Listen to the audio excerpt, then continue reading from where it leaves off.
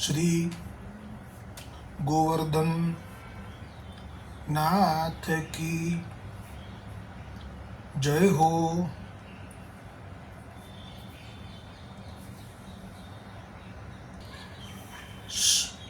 श्री गोकुलनाथ जी विरचित श्री हरिराय जी महाप्रभु जी प्रणीत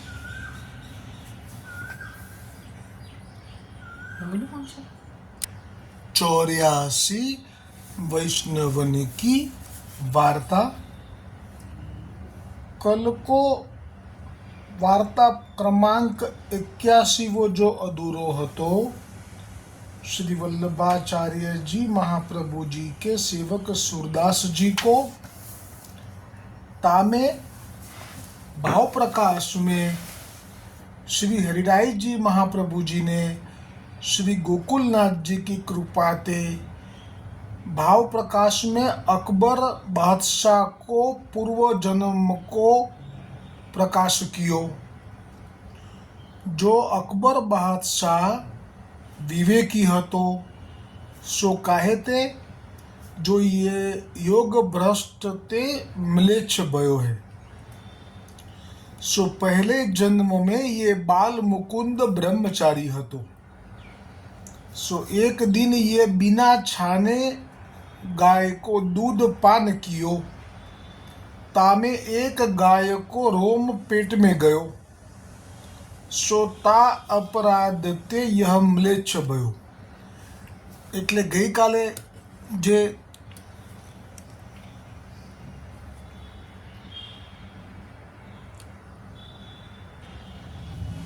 મારાથી એવું કહેવાય ગયું હતું કે આ પણ લીલાનો જીવ હતો, પણ એ મારી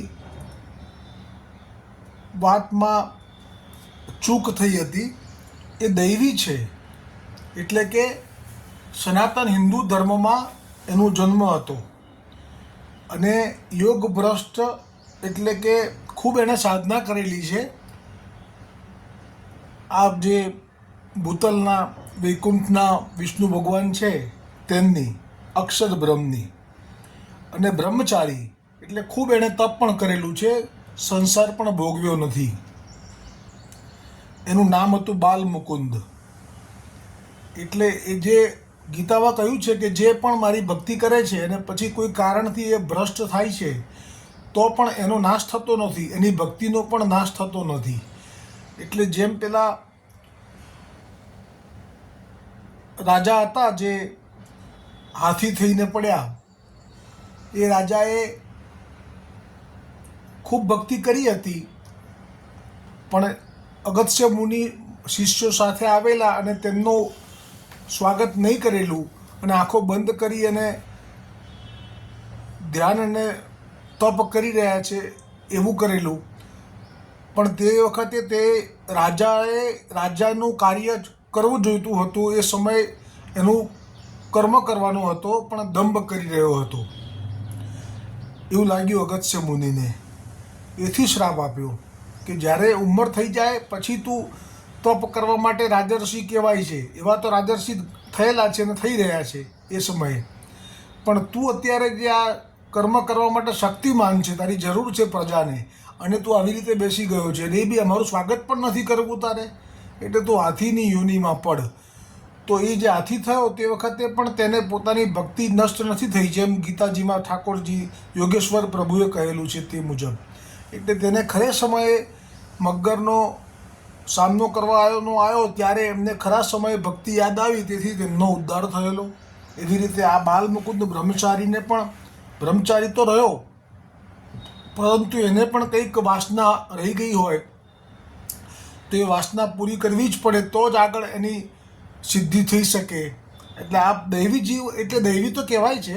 શ્રી ગોકુલનાથજીએ સર્વોત્તમજીમાં જે વ્યાખ્યા કરી છે દૈવી જીવોની, એમાં 2 પ્રકારના દૈવી જીવો કયા છે। એક તો મર્યાદા માર્ગીય દૈવી જીવો અને પુષ્ટિ માર્ગીય દૈવી જીવો। એ દૈવી જીવો માટે શબ્દ બધા માટે વપરાય, મર્યાદા અને એમાં પ્રવાહી માટે ના વપરાય। પરંતુ આ દૈવી જીવમાં મેં એમ કીધું કે લીલાનો જીવ હતો, પણ એ મારી ભૂલ હતી, એ ચૂક હતી, એ હું માફી માગું છું, ક્ષમા માગું છું। અને આ હતો બ્રહ્મચારી બાલમુકુંદ બ્રહ્મચારી હિન્દુ સનાતન ધર્મમાં હતો અને તેને આવી ભૂલ થયેલી કે ગાયનું રૂંવાટી ગાયનું દૂધ જ્યારે એણે દોયું અને જે એણે પીધું એ પેટમાં ગઈ એટલે તે સમયના અપરાધમાં આ બહુ મોટો અપરાધ ગણાય એટલે એનું પતન થયેલું અને અહીંયા મ્લેચ્છ થયો. અને જેમ પેલો રાજા હાથી યોનીમાં આવ્યો તો એ રાજાએ પણ જ્યારે ત્યાગ તો કર્યો સંસારનો પણ મનમાંથી સંસાર ના ગયો એટલે અનેક પત્નીઓને ભોગવવાની વાસના રહી ગઈ હશે તો એ બધી હાથી તરીકે જ્યારે જન્મ્યો ત્યારે અનેક હાથણીઓનો એ પતિ બન્યો હતો. એટલે જે વાસના છે એ ભોગવ્યા વગર ઠાકોરજી સ્વીકારતા નથી જીવને. એમાં બીજું પણ પ્રમાણ છે કે જે પેલા શૃંગી ઋષિ જે છે ધ્રુવ જે છે એ ધ્રુવનો પૂર્વજન્મમાં એ ઋષિનો પુત્ર છે. તેને તપની અંદર એટલો સમય વ્યતીત કર્યો છે કે હવે થોડોક જ સમય બાકી હતો અને એને પ્રભુની પ્રાપ્તિ થવાની હતી. આ ધ્રુવના પૂર્વજન્મમાં આવે છે. તે વખતે તેના પિતા સાથે કોઈ રાજાએ તેમને મહેલમાં બોલાવ્યા, આમંત્રણ આપ્યું અને આ ગયો પિતા સાથે. બાળક છે હજી તો, તપમાં તો બહુ જ આગળ નીકળી ગયેલો છે. તે વખતે પણ બાળક હતો આ ધ્રુવજી. અત્યારે જે આપણે જોઈએ છે ધ્રુવલોક, એની પહેલાં શું ઘટના ઘટી એ પ્રસંગ. તો એના પિતા સાથે ગયો અને રાજાના મહેલમાં જે એણે વૈભવ જોયો, પહેલી વખત જ જોયો કારણ કે બાળપણથી એ વનમાં હતો. પ્રથમ વખત રાજાના મહેલમાં એણે હાથીદાંતના પલંગ અને બધા વૈભવને જોયા પછી, ઐશ્વર્યને જોયા પછી એને ભોગ ભોગવવાની કામના જાગી. એટલે માર્ગમાં એ ભ્રષ્ટ થયો પણ છેવટે એક રાજા એટલે કે અહીંયા જ જન્મ્યો અને બ્રહ્માજીના પૌત્રને ત્યાં, અને ત્યાં પછી એનું જે મનોકામના હતી એ પ્રમાણે આખું અલગ જ ઠાકોરજીએ વિષ્ણુલોક જેવો જ એક ધ્રુવલોક આપી દીધો. અને પછી એ ધ્રુવલોકમાં છે અત્યારે, પણ પછી એ મોક્ષ થશે. એટલે જેવો જેનો ભાવ તે પ્રમાણે એ ભોગવે છે. તો આ બ્રહ્મચારી અહીંયા અકબર થયો છે અને બધા ભોગ ભોગવી રહ્યો છે, પણ જેવું એનું શરીર પડશે એટલે વળી પાછો યોગ ભ્રષ્ટ હતો એટલે એનું ભક્તિનો નાશ તો નહીં થાય. એ પાછી એની જે પણ મનોકામના હતી બાલકૃષ્ણ બાલમુકુંદ બ્રહ્મચારીના શરીરમાં એ પ્રમાણે એને ગતિ થશે. સો સુરદાસ કો દંડવત કરી કે અકબર બાદશાહને વિદા કિએ. હવે શ્રી ગોકુલનાથજી કૃપા કરીને વાર્તા પ્રસંગ 4નું દર્શન કરાવે છે. તા પાછે સુરદાસ શ્રીનાથ દ્વારાએ, શ્રીનાથ દ્વાર એટલે ગિરિરાજ ગોવર્ધન ઉપર જે મંદિર પૂર્ણમલ ક્ષત્રિય દ્વારા સિદ્ધ થયેલું ત્યાં પાછે દેશાધિપતિને आगरे में आई के सूरदास के पदन की तलाश कीनी. હવે એમને ગહેલું લાગ્યું. સુરદાસજીએ એક જ પદ સંભળાવ્યું અને બીજું બે સંભળાવ્યું, 2 પદ સંભળાવ્યા એટલે હવે અનેક પદ સાંભળવાની ઈચ્છા થઈ. જો કો सूरदास जी के पद लावे तिनको रुपया और सुवर्ण मोहर दे. એટલે હવે તો એ બક્ષિસ આપવા લાગ્યો એટલે એમને લાભ મળે સુરદાસજીના પદ વાંચવાનો. સો વે પદ ફારસી મેં લિખાય કે વાંચે. હવે પોતે મ્લેચ્છ શરીરમાં છે એટલે સંસ્કૃત કે વ્રજ ભાષા આવડે નહીં એટલે ફારસી એટલે એ લોકોની જે ભાષા છે મ્લેચ્છ લોકોની એમાં ટ્રાન્સલેટ કરાવડાવે ને પછી વાંચે. સો મોહર કે લાલચ સો पंडित कविश्वर हूँ सूरदास के छाप के पद बनाए के लाए. तब अकबर बादशाह ने उनसे कहो जो यह पद सूरदास जी को नहीं है सो ये पैसा के लिए पद की चोरी करत है. तब पंडित कविश्वर ने कही जो तुम कैसे जाने जो वह सूरदास को पद नहीं, जो यह तो सूरदास को ही पद है. આપણા જ હિન્દુઓ કવિશ્વરો રૂપિયા અને સુવર્ણ મોહર મળે એટલા માટે થઈ અને આ સુરદાસનું પદ છે એમ કહીને કોઈ પણ પદ લાવે પાછળ જે છાપ હોય એમાં સુરદાસની લખી પેલાની ભૂસી નાખે, સુરદાસજીની લખી નાખે પદમાં છાપ અને પછી અકબરને બતાવી દે. પણ અકબરમાં પણ એટલું સામર્થ્ય આવી ગયું કે એ જોઈને કહી દેતા કે આ સુરદાસજીનું પદ નથી તમે આ બીજા કોઈના पद में सूरदास जी की छाप लखीने लाव्या छो। तब बादशाह ने अपने पास सो सूरदास को पद अपने कागज के ऊपर लिखायो और वे पंडित कविश्वर सूरदास को भोग छाप को बनाए के लाए। सो दो कागद जल में धरी के कहो, जो ईश्वर साचे होय तो या बात को न्याय करी दीजो। सो यह कही दो जल में डाली दिए। सो उन पंडित ज्योतिषन को पद बनायो हतो, सो कागद जल में भीजी गयो और सूरदास को पद हतो, सो कागद जल में नाही बीज्यो। કેટલો મોટો ચમત્કાર થયો, સતના પારખા કર્યા અને सूरदासजी એ તો સાક્ષાત મહાપ્રભુજી વલ્ભાચાર્યજીના સેવક છે, એમના રચેલા પદને જળ પલાળી ન શક્યું। તે વખતે અકબરે આવી રીતે કહ્યું એટલે भाव प्रकाश में श्री हरिराय जी कहे है, सो यह भांति सो जिन भगवदियन को भगवान मिले हैं उनके पद जो गाएगो सो संसार सो तरेगो। और चतुराई करी लौकिक मनुष्य के काव्य के कीर्तन कवित जो गावेगो सो या प्रकार सो संसार में डूबेगो। तब सगरे पंडित कविश्वर लज्जा पाई के नीचो माथो करके अपने घर को गए। सो वे सूरदास जी श्री वल्लभाचार्य जी के ऐसे परम कृपा पात्र भगवदीय हते। हवे श्री गोकुलनाथ जी कृपा करी वार्ता प्रसंग 5 दर्शन करावता कहे छे। सो इन सूरदास जी ने श्रीनाथ जी के कीर्तन की सेवा बहुत दिन ताई करी। सो बीच बीच में जब कुंभन दास जी परमानंद दास जी के कीर्तन के ओसरा आवते, तब सूरदास जी श्री गोकुल में श्री नवनीत प्रिय जी के दर्शन को आवते।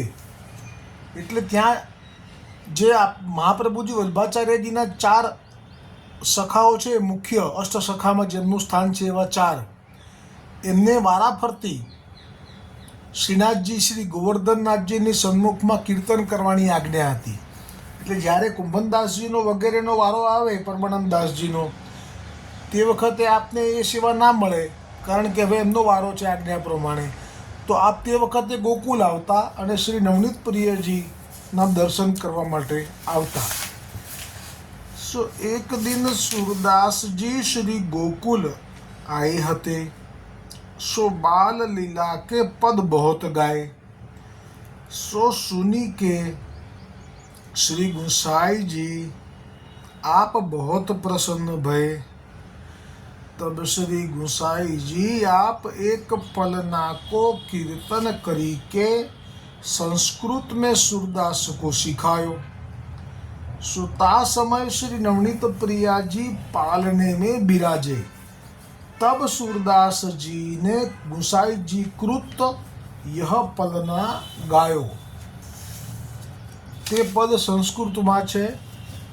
सो यह पद सूरदास ने नवनीत प्रिय जी के आगे गायो। पाछे या पद के अनुसार सूरदास जी बहुत पद करी के गाए। तो आવું એટલે થયું કે सूरदासजीની આસક્તિ શ્રી ગોવર્ધન ધરણમાં છે, ગોવર્ધનનાથજીમાં છે। એટલે ત્યાં જે પદ ગવાય એમાં એમનો ભાવ જે હોય એ નવનીત પ્રિયજી એ બાલ સ્વરૂપ છે એમાં ન હોય, એટલે શ્રી ગુસાઈજીએ કૃપા કરી અને તેમને બાલ લીલાના પદ માટે પણ પ્રોત્સાહિત કર્યા। सो यह पद सूरदास ने नवनीत प्रिय जी के आगे गायो। ता पद के अनुसार सूरदास जी ने बहुत पद करी के गाए। सो पद हवे जे पद छे ए ब्रज भाषा में प्रथम पद छे बाल लीलानु रामकली रागमा। प्रेम पर्यंक गिरिधर धरण सोहे प्रेम आनंद भरी गोपिका कर धरी देती जोटा तहाँ काम को है। मदन मोहन हसत दंत कांति ही लसत बजत नुपुर मधुर रणकारी। बाल मसी बिंदु केसर तिलक तहाँ लसे नैन अंजन मनसी बान मारी। अलक राजत मुख ही भुज पसारत सुख ही हरत गोपांगना मान तिही समय तहाँ। देत सुख सिंधु सब गोपिका मनन को सुर शोभा निरखी वारत तन मन जहाँ। सो यह पलना को कीर्तन सूरदास जी ने गायो। पाछे बाल लीला के बहुत पद गाए। सो पद एमांथी अहींया एक पद लीधुं छे, बे पद लीधा छे। राग बिलावल। देखी सखी एक अद्भुत रूप, एक अंबुज मधी देखियत 20 दधी सुत झूप। एक अवली दोय जलचर उभय अर्क अनूप। पंचवारीज धिंग ही देखियत कहो कहा स्वरूप। शिशु गति में भई शोभा करो को विचार। सूर श्री गोपाल की छवि राखिए उर्धार। बीजू पद। शोभा आजू भली बनी आई, जलसुत ऊपर हंस विराजत ता पर इंद्र बधु दर्शाई। दधी सुत लियो दियो दधी सुत को, यह छवि देखी नंद मुस्काई। नीरज सुत वाहन को बच्चन सुरश्याम ले कीर चुगाई। એટલે સુરદાસજીનો મૂળ જે ભાવ છે શ્રી ગોવર્ધનનાથમાં છે અને એમાંય વિશેષ જે લીલા એમને પ્રિય છે એ ગોચારણ લીલા પ્રિય છે। इत्यादि पद सूरदास जी ने श्री नवनीत प्रिया जी के आगे गाए। तब श्री गोसाई जी और श्री गिरधर जी आदि सब बालक कहने लागे, जो हम जा प्रकार श्री नवनीत प्रिय जी को श्रृंगार करत है, सो ताही प्रकार के कीर्तन सूरदास जी गावत है। ताते इन सूरदास के ऊपर बहुत ही कृपा है। એટલે હવે જે વાત થઈ આ શ્રી ગુસાઈજી અને શ્રી ગિરધરજીની સન્મુખમાં બાકીના બાળકો જે છે 6 બાળકો ગોકુલનાથજી અને ઘનશ્યામજી ને ગોવિંદજી સર્વ બાળકોએ એવું કહ્યું કે અમે જે પ્રકારે જેવો શૃંગાર નવનીત પ્રિયાજીને ધરીએ છીએ તે જ શૃંગારના દર્શન કરતા હોય એવી રીતે સુરદાસજી ગાય છે। એટલે સુરદાસજી ઉપર તો બહુ મોટી કૃપા કહેવાય, કેમ કે સુરદાસજીને નેત્રોના નિશાન નથી, નેત્રો નથી, પણ જે શૃંગાર ધર્યો છે હુબહુ દર્શન કરીને ગાય છે, કેવી કૃપા છે એવું કહ્યું। હવે શ્રી ગોકુલનાથજી કૃપા કરી વાર્તા પ્રસંગ 6નું દર્શન કરાવે છે। તા પાછે શ્રી ગુસાઈજી આપ તો શ્રીનાથ દ્વાર પધારે गोवर्धन गिरिराज पर। सो सूरदास जी ने हूँ श्रीनाथ जी द्वार जाइवे को विचार कियो। तब श्री गिरधर जी आदि सब बालकन ने कहो, जो सूरदास जी 2 दिन श्री नवनीत प्रिय जी को और हूँ कीर्तन सुनाओ, पाछे तुम जइयो। तब सूरदास जी श्री गोकुल में रहे। सो तब श्री गिरधर जी सो, श्री गोविंदराय जी सो, श्री बालकृष्ण जी और श्री गोकुलनाथ जी तीनों भाई कहे, जो ये सूरदास जी जैसो श्रृंगार श्री नवनीत प्रिय जी को होत है, तैसे ही वस्त्र आभूषण वर्णन करत है। सो एक दिन अद्भुत अनोखो श्रृंगार करो और सूरदास जी को जनावो मती। એટલે सूरदास जी ने कहता नहीं, कोई कहता नहीं कि આપણે કયો શ્રૃંગાર કરવાના છીએ। सो देखे ये कीर्तन कैसो करत है। એટલે અત્યાર સુધી એવું હતું એમને કે કોઈનું કોઈ કહી દેતું હશે, ક્યાં તો કોઈને પૂછી લેતા હશે સુરદાસજી અને પછી કીર્તન કરતા હશે શૃંગારનું। એટલે આવી રીતે નક્કી કરી લીધું બધા જ બાળકોએ, વલ્લભ બાળકોએ। તબ गिरधरजी ने कहो, जो ये सूरदास जी भगवदीय है। वह गिरधर जी स्वरूप जाने छे सूरदास जी ने। सो इनके हृदय में स्वरूपानंद को अनुभव है। तासो जैसो तुम श्रृंगार करोगे, सो तैसो ही पद तैसो ही पद सूरदास जी वर्णन करके गावेंगे। तासो भगवदीय की परीक्षा नाही करनी, तब उन तीनों बालकन ने श्री गिरधर जी सो कही, जो हमारो मन है सो या में कछु बाधा नहीं है। तब श्री गिरधर जी कहे, जो सवारे श्री नवनीत प्रिय जी को श्रृंगार करेंगे सो अद्भुत श्रृंगार करेंगे। पाछे सवारे श्री गिरधर जी तीनों बालकन सहित श्री नवनीत प्रिय जी के मंदिर में पधारे और सेवा में नाए। पाछे श्री नवनीत प्रिय जी को जगाए, ता पाछे भोग धर्यो, फेरी नवाई के श्रृंगार धरावन लागे। सो अषाढ़ के दिन हते, ताते गर्मी बहुत, सो श्री नवनीत प्रिय जी को कछु वस्त्र नाही धराए।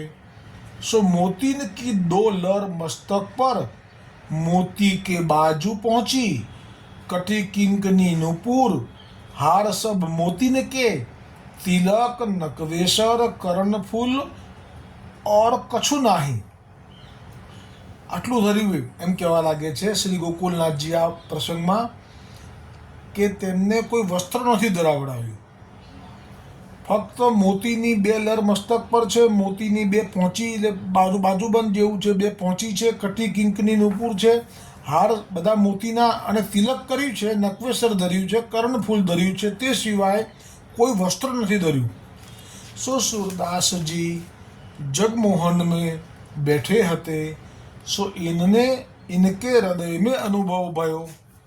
तब सूरदास जी अपने मन में विचारे, जो आजू तो श्री नवनीत प्रिय जी को अद्भुत श्रृंगार कियो है, ऐसो श्रृंगार तो मैंने कबहू देखियो नाही और सुनियो हो नाही, जो केवल मोती धराए है और वस्त्र तो कछु धराए नाही। तासो आज मोको कीर्तन हु बहुत, और आज मोको कीर्तन हु अद्भुत गायो चाहिए। जो सो जब श्रृंगार के दर्शन खुले, तब श्री गिरधर जी ने सूरदास जी को बुलाए और कहो, जो सूरदास जी दर्शन करो और कीर्तन गाओ। तब सूरदास जी ने बिलावल में यह कीर्तन करी के श्री नवनीत प्रिय जी को सुनायो। देखेरी हरि नंगम नंगा, देखेरी हरि नंगम नंगा, जल सुत भूषण अंग विराजत, बसन हीन छवि उठी तरंगा, देखेरी हरि नंगम नंगा, अंग अंग प्रति अमित माधुरी, निरखी लज्जित रति कोटि अनंगा। એટલે કે કામદેવ કોટી એટલે કરોડો કામદેવ પણ શરમાઈ જાય એવું શ્રી ઠાકોરજીનું સ્વરૂપના દર્શન થયા। નંગમ નંગા એટલે એક પણ વસ્ત્ર નથી પહેર્યું બાલકૃષ્ણજી આજે, અને જળશુદ્ધ ભોજન અંગ બિરાજત, बसनहीन छवि उठी तरंगा, अंग अंग प्रति अमित माधुरी, निरखी लज्जित रति कोटि अनंगा, किलकत दधिसुत मुख लेपन करी, सुर हसत ब्रज युवती न संगा। અને તે વખતે ઠાકોરજીના મુખ ઉપર દધીનો લેપ છે, ખિલખિલાટ હસી રહ્યા છે, અને તે જોઈને વ્રજની યુવતીઓ પણ હસી રહી છે। सो सुनी केसरी गिरधर जी आदि सगरे बालक अपने मन में बहुत प्रसन्न भये, और सूरदास सो कहने लागे, जो सूरदास जी यह तुम कहा गाए। तब सूरदास जी ने विनंती की, जो महाराज जैसो आपने अद्भुत श्रृंगार कियो, तैसो ही मैंने अद्भुत कीर्तन गायो है। तब सगरे बालक यह सुनी के सूरदास जी के ऊपर बहुत प्रसन्न भये। सो ये सूरदास जी श्री वल्लभाचार्य जी महाप्रभु के ऐसे परम कृपा पात्र भगवदीय है। सो इनको श्री ठाकुर जी नित्य हृदय में अनुभव करावते। ता पाछे श्री गिरधर जी आप सूरदास जी को संग लेके श्रीनाथ जी द्वार आए। तब श्री गिरधर जी ने सब समाचार श्री गुसाई जी सो कहे। जो या प्रकार अद्भुत श्रृंगार श्री नवनीत प्रिय जी को सगरे बालकन के मनोरथ सो कियो, सो सूरदास जी ने ऐसो ही कीर्तन कियो, सो इनके हृदय में अनुभव है। तब श्री गुसाई जी आपू श्री गिरधर जी सो कहे। जो सूरदास जी की बात कहाँ बात है, जो ये पुष्टि मार्ग के जहाज है, सो भगवद लीला को अनुभव इनको अष्ट प्रहर है। आ श्री गुसाई जी श्री मुक्ति वचन कया कि आठे पहर एटे 24 कलाक ठाकुर जी नो एमने अनुभव रहे छे।